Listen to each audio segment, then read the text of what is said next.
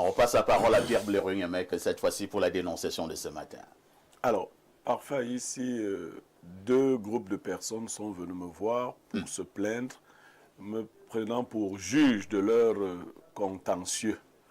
Et moi, j'ai pris ce contentieux pour en faire une dénonciation. Le premier groupe, c'est des gens qui ont des terres et qui ont cherché ce qu'on appelle dans le langage de l'univers foncier un financier. Quelqu'un pour les aider à faire l'immatriculation, le lotissement et autres titres fonciers dans du terrain. Le monsieur les a accompagnés de bonne foi. Ils ont même eu un protocole. Sauf que maintenant que l'activité va vers sa fin, il se trouve que ces messieurs n'ont pas intégré certains autres ayants droit dans l'affaire. Et les nouveaux qui n'ont pas été intégrés se sont opposés ou voudraient s'opposer, pour être plus clair. Mais ils disent que si on leur garantit leur part, ils vont se rétracter. Le problème, c'est lequel parfois ici, c'est que l'accord a été fait sur un pourcentage de 20% sur la superficie générale. Les nouveaux qui arrivent ont droit à la moitié de la terre en question. Qui a 20%? C'est le financier? Le financier. Il est docile.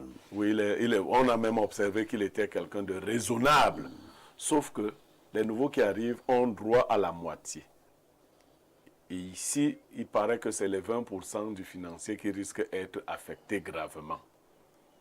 Parce que la famille se trouve dit-elle, se trouve à l'étroit par rapport à la superficie qui lui reste. Mais pourquoi les 20% du financier doivent être touchés? Puisqu'à côté des 20%, il y a encore 80%. Oui, ben, effectivement, c'est ça le problème. Pourquoi ne vont pas se partager les 80%? C'est là le problème. C'est ça dans le nœud du problème. Le nœud du problème. On lui propose maintenant d'avoir 10% sur la superficie générale. Ça fait un blocage. Révérend Bayon, votre regard? Je sais un peu de quoi il s'agit dans ce genre, parce que j'ai des proches qui se sont retrouvés dans une telle situation. Je pense que peut-être nous devons interpeller l'État ici pour mieux encadrer ce genre de choses, parce que nous voyons d'un premier fait que les familles ne sont pas capables de faire généralement leur terre. Donc il faut qu'il y ait des possibilités légales, par exemple, pour quelqu'un qui fait une affaire.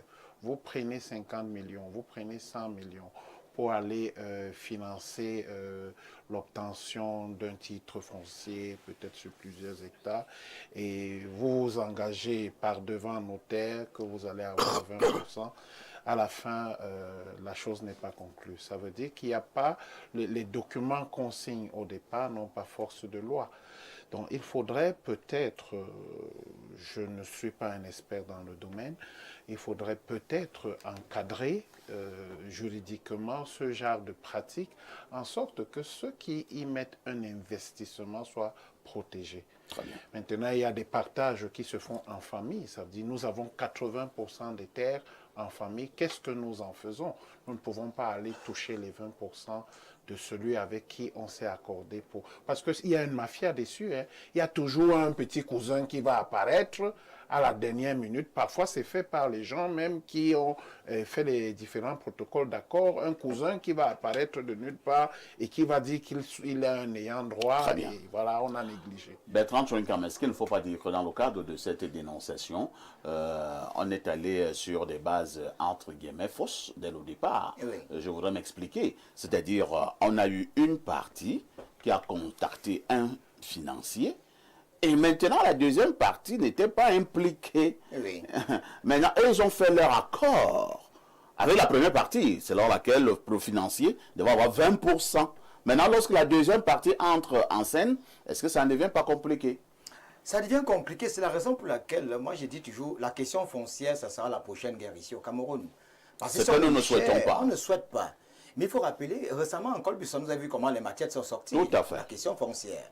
On a même impliqué les chefs traditionnels dans l'immatriculation foncière. C'est-à-dire les chefs traditionnels ont un gros chapitre. Mais qui sont les chefs?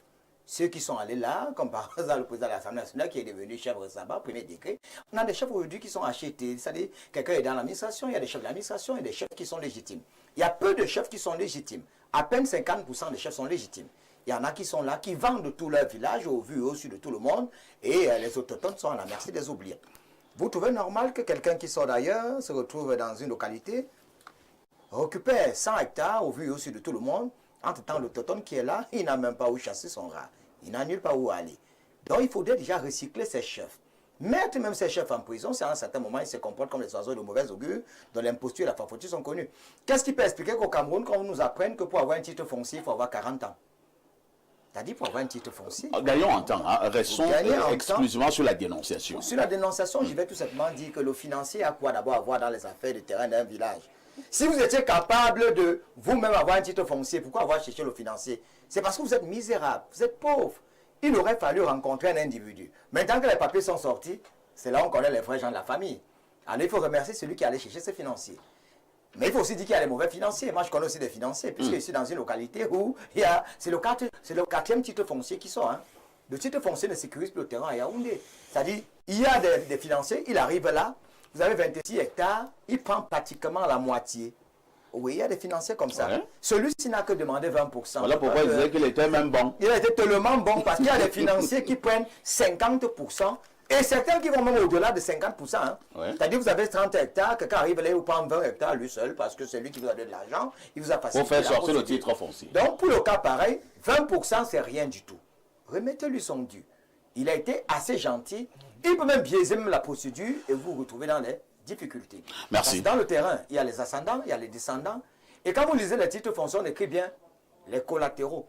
On peut remettre même le titre foncier à cause, hein. Là où j'habite, on est déjà au 4e titre foncier. C'est compris. Je ne pense pas qu'ils ont gagné. Ce problème, hein, cette dénonciation soulève quand même beaucoup d'aspects. On a parlé de l'aspect même entre financier, même si on peut reconnaître rapidement que ce financier n'est pas particulièrement vicieux, mais cet aspect des financiers là aussi, lorsque nous parlons des immatriculations de terrain, c'est un problème aussi suffisamment sérieux. Pour la plupart, ce sont des grands malhonnêtes. Oui, c'est vrai, ce sont des grands malhonnêtes, mais moi, je ne vais pas m'attarder sur les financiers, je vais m'attarder sur les problèmes familiaux. Parce qu'aujourd'hui, nous, dans un monde de prédation, de matérialisme et d'intérêt personnel, nous faisons fi de ce qu'on appelle les bases solides de l'entente familiale. Parce que le problème, justement, naît parce que les deux parties ne sont pas d'emblée impliquées. Il y a une partie qui contacte le financier sans demander le consentement de l'autre partie. Et donc, c'est là la base du problème. Or, lorsque on parle de l'Afrique traditionnelle, le socle familial était bâti sur un idéal et sur une entente mutuelle, sur une harmonie, régie par le chef de famille. Donc, cela montre clairement que cette famille est en crise en ce qui concerne l'entente et sur les intérêts de la famille. Maintenant, le financier, si ce problème familial était parti sur une bonne base, c'est-à-dire les deux parties étaient impliquées, on n'aurait pas eu ce problème. Il est vrai. Est-ce qu'on peut soupçonner la première partie d'avoir voulu doubler la deuxième? Bien évidemment, il s'agit de ça. C'est pour ça que j'ai mis à la base la logique de prédation. Parce qu'aujourd'hui, les Africains sont devenus plus prédateurs même que les Occidentaux. Ah bon? Plus matérialistes que les Occidentaux. Mais plus intéressés. Les 20% qu'on leur demande là ne représentent rien. Voilà. Ailleurs, on te prend même 70%. Il ne faut pas aussi dire que ça ne représente rien. En réalité... Parce que si c'est 100 hectares, tu as 20 hectares de 100 hectares. Vous avez les moyens. La première partie était bête. Vous aviez les moyens. Maintenant, quand vous a aidé à vous sortir de la puberté tardive dans laquelle vous étiez, vous vous rendez compte que dans le financier, il a exagéré. C'est 10%. De façon de sur un plateau, je devais te dire autre chose. Il faut dire aux familles, si on vous demande 20 millions pour résoudre un problème, dans toute une famille, vous n'avez pas 20 millions, ça montre que vous êtes misérable. On a rien compris, voilà. Toi, vous avez voulez le chantage, comme j'étais en train de le dire, comme j'étais en train de le dire, il faut qu'on saisisse le truc au niveau de la racine. Parce que un jour, on verra où nous sortent ces financiers aussi. Nous sommes victimes d'une société totalement déracinée et qui paie aujourd'hui le genre de situation que nous sommes en train de voir là. Donc il faut attaquer les choses au niveau de la racine. Merci Tot. Alain, donc, problème foncier encore au Cameroun. Quand vous allez maintenant au niveau des tribunaux, je n'ai pas fait un sondage, mais je pense que ces problèmes fonciers, c'est pratiquement 60% des procès au niveau de nos tribunaux. Il faut prendre cette situation au sérieux. Oui. Et surtout sensibiliser les chefs. Bertrand Tchenkam, c'est Alain Dou qui a la parole. Justement, c'est son heure de gloire. Je parlais à ce sujet d'une réévaluation de notre code domanial et foncier. Il faut une plus grande équité. Vous voyez, c'est un indicateur qu'en réalité, nous sommes ancrés sur la problématique des possessions matérielles et de l'argent. On ne se sent pas accepté, on ne se sent pas intégré dans la société qui est celle de la République lorsqu'on a l'impression, ou alors lorsque c'est établi, qu'on est sur le fil du rasoir financier. Vous voyez, en réalité, tout le problème, dit trivialement, repose sur une question d'argent. En fait, parce que si ces gens avaient ce qu'on attendait sur le plan financier, ils allaient eux-mêmes amorcer les procédures, on n'aurait pas eu l'intervenant qu'est le financier en réalité. Donc voilà comment la République peut être transformée en plutocratie. C'est-à-dire que finalement, c'est ceux qui ont l'argent qui dictent ce qu'il faut faire. Ils dictent la loi. Oui, ils dictent la loi. Il faut qu'on évite une construction sociale qui est ancrée. Par rapport même d'abord à la philosophie qui est celle de la civilisation africaine que nous voulons la plupart du temps promouvoir, c'est pas bon, c'est pas bon. On nous reconnaît comme étant une civilisation de la solidarité, de la mansuétude. Et il faut donc que même dans les modèles politiques, de gouvernance politique, l'éthique sociale que nous voulons, qu'on retrouve cela, ces éléments. Et ça commence à manquer. Nous devenons plus capitalistiques que les civilisations reconnues comme étant capitalistes. Donc ça, c'est un problème. Bien, maintenant, je pense que quand un deal est formulé, c'est un deal. Je ne sais pas, même puisque nous sommes en jeudi spiritualité, autant le dire, il y a un proverbe dans la Bible qui dit que si vous avez fait un engagement, vous êtes engagé à quelque chose, même si finalement vous vous rendez en rétro-pédalant que c'est à votre désavantage, puisque vous avez donné votre parole à ce sujet, vous laissez courir. Est-ce que vous saviez qu'il y a un proverbe qui le dit? Donc il faut laisser faire. Pourquoi? Parce que la parole, en réalité, elle est sacrée. Je veux croire que civilisationnellement, désormais, on a désacralisé la parole, on l'a traînée dans la boue, on l'a démystifiée, on l'a banalisée, on l'a galvaudée et tout, mais pour les anciens, ce n'était pas le cas. Et d'ailleurs, il suffisait de donner sa parole pour qu'un contrat soit scellé. On n'avait même pas besoin de porter les choses par écrit. J'ai donné ma parole, et on passe à autre chose. On va passer la parole. On va passer justement cette parole à Pierre Blériot. Pierre Blériot, j'insiste que cette dénonciation soulève beaucoup de problèmes. Et s'il y avait une certaine facilité dans l'obtention du titre foncier, qu'est-ce que j'aimais dans facilité? Qu'on puisse avoir des mécanismes déjà clairs et des mécanismes qui ne nous prennent pas trop d'argent, trop de tracasseries, certainement que ces financiers-là ne devraient pas avoir le vent en poupe. Pour avoir un titre foncier, ça commence... Est-ce que ce n'est pas possible d'avoir un titre foncier à moins de 500 000? Au Cameroun, pour avoir un titre foncier, il faut débourser à des millions. Est-ce que ça ne laisse pas libre cours? Voilà, Alain Dou me dit même que 500 000, même c'est même cher. Pourquoi on ne peut pas avoir un titre foncier à 100 000 francs CFA? Je vous passe la parole, Pierre Blériot. Parfait, moi je vais même faire mieux. Si l'État veut même prendre des terres, pourquoi lui-même ne peut pas faciliter l'obtention des titres fonciers et prendre des petits pourcentages qui remettent dans l'aspect domanial pour les achats de ceux qui pourraient acheter de manière rationnelle? Aujourd'hui, on dit que c'est rien. Mais quand vous prenez 20 hectares dans le village des gens, parce que vous... Ce n'est pas rien. Ce n'est pas rien. C'est beaucoup. Il y a cet aspect-là. Il y a l'insécurité foncière même des propriétaires, entre guillemets, naturels des terres. Pendant qu'ils investissent, là, ils peuvent se surprendre un matin et se rendre compte que non, quelqu'un d'autre avait déjà fait un titre foncier. Il faut sécuriser le titre foncier. Vous parlez d'argent. Parfait. Dans la pratique du titre foncier, les montants énoncés même ne sont pas la plus grande barrière. Le plus grand traumatisme se trouve dans les procédures. Tout à fait. L'argent que vous donnez sans justificatif, oui. Et si vous ne le donnez pas, rien ne va se passer. Ça c'est innommable. C'est innommable. Alors, ça facilite la corruption. Je dis, l'État peut dire que si tu as 50 hectares, on te donne un titre foncier et 5 hectares reviennent à l'État. Vous voyez? L'État recouvre son argent, je préfère parler de manière simple, en vendant à des fonctionnaires et autres, ces 5 hectares à des prix reconnus. Le financier, vous ne saurez jamais combien il a mis. Quand il maîtrise même déjà les réseaux, les rouages. Voilà, vous ne saurez pas. C'est lui qui vous dit que j'ai mis tant. J'ai mis 15 millions. 15 millions. Alors il n'a même pas mis 2. Bon, donc, il faut. Maintenant, les familles, parfait ici.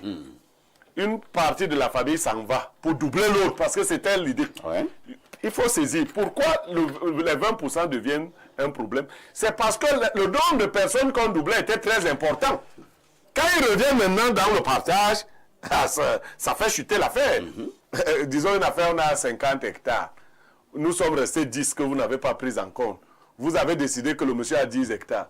Quand nous rentrons dans le partage, Ça devient compliqué. ça devient compliqué. On commence à voir que le financier là, il y a trop. Oui, parce que les membres de la famille vont se retrouver avec les demi-hectares. Vous voyez ce qui fait mal. Le financier aura 20. 10, non. Non, il y a problème. Je dis que l'État doit nous aider. Mais en attendant, je corrobore ce que dit Alain Do. Quand vous avez pris un engagement, surtout s'il est relativement sain, parce que celui-ci, dans le contexte, il est relativement sain.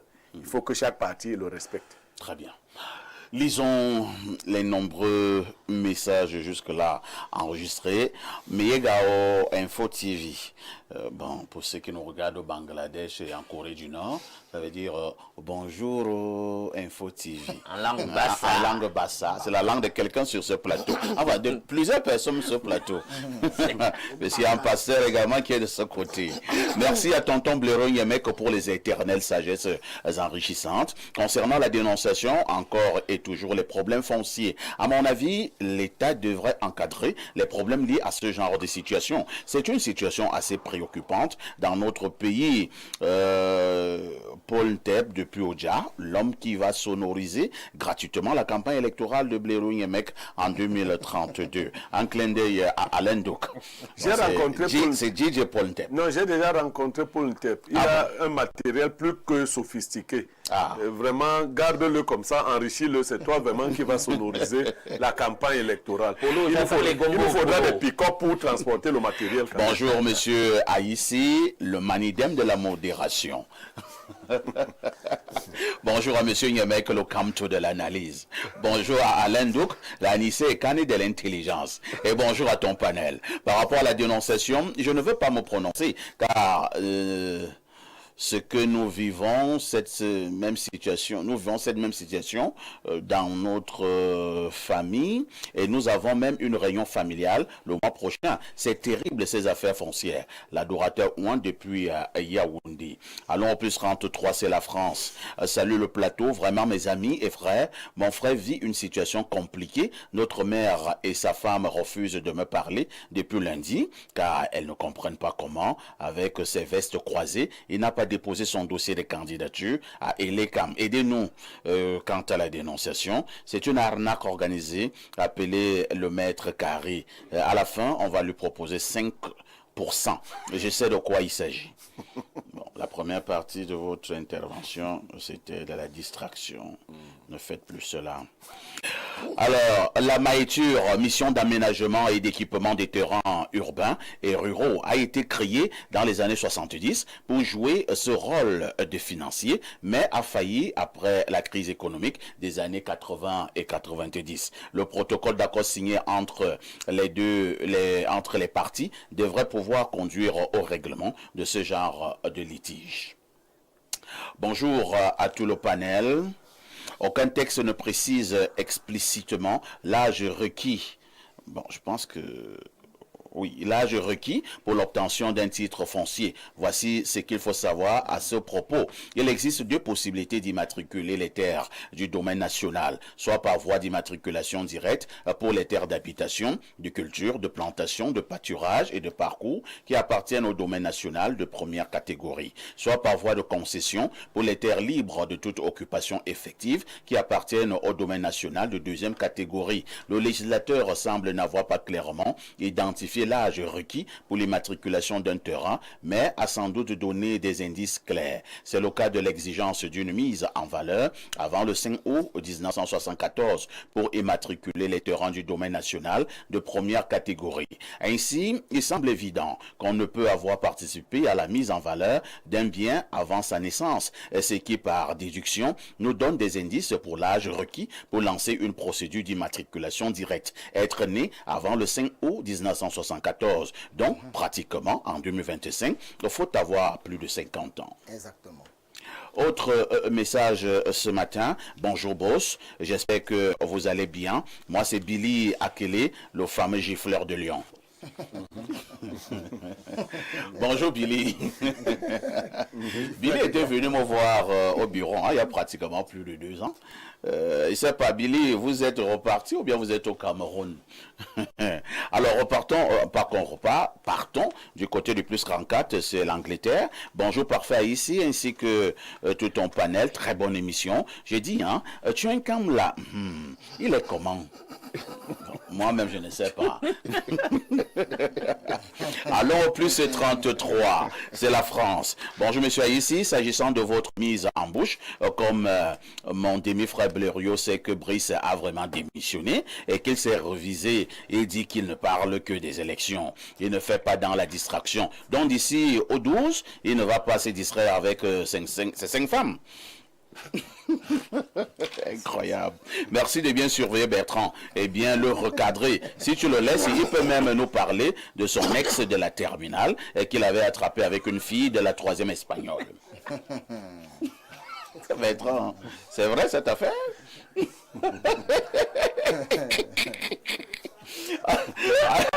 Bonjour à ici et à tout le panel. Pour la dénonciation, la famille a bien orchestré le plan. Ceux qui sont venus après sont de connivence avec les autres pour frapper le financier et qui me semble être un honnête homme et qu'il porte plainte car tous ces gens sont impliqués. C'est une machination, sinon la première partie aurait tout fait pour contester les droits de la deuxième et non chercher à négocier le pourcentage du financier. Prenons 2 ou 3 dernières préoccupations. Hein. Il y a quelqu'un qui dit ici, bonjour le sage modérateur, nous avons vu une déclaration d'un journaliste confirmer la correspondance avec toutes les références de la Campost. Une lettre bien recommandée via... Donc, c'est Mathieu de Soie. Il continue en disant, Tchouenkam, c'est que ces financiers sortent de la région... Bon, je vais sauter cette partie. Et je peux dire autre chose que de soutenir ceux de cette région. C'est Mathieu de Soie. Bonjour, parfait, le Marc Brice de la modération. La vraie fausse démission de Marc Brice n'est qu'une mise en scène pour détourner l'attention des Camerounais. Des problèmes du moment, c'est Njim Tolum, Oumarou, à Rumdeadja, à Garoua. Ah, le Rumdeadja, un stade mythique. Allons au 212, c'est le Maroc. Bonjour, le Antanganji de la modération. Ah, Antanganji. Et il y a Popoli qui s'est amusé à parler bizarrement d'Atanganji. Hein? Popoli avait fait une caricature en disant qu'Atanganji a pris une enveloppe pour donner au pape actuel au Vatican. Le Conseil national de la communication vient de frapper le Popoli. 6 mois de suspension. 6 mois de suspension. C'est beaucoup, hein? C'est beaucoup pour un journal. Alors, le monsieur du Maroc dit, je suis un jeune Gabonais étudiant au Maroc et je regarde régulièrement vos émissions, parfois avec un style très comique sur des sujets sensibles. C'est Joski Edjo depuis Casablanca. Une touche pause s'impose.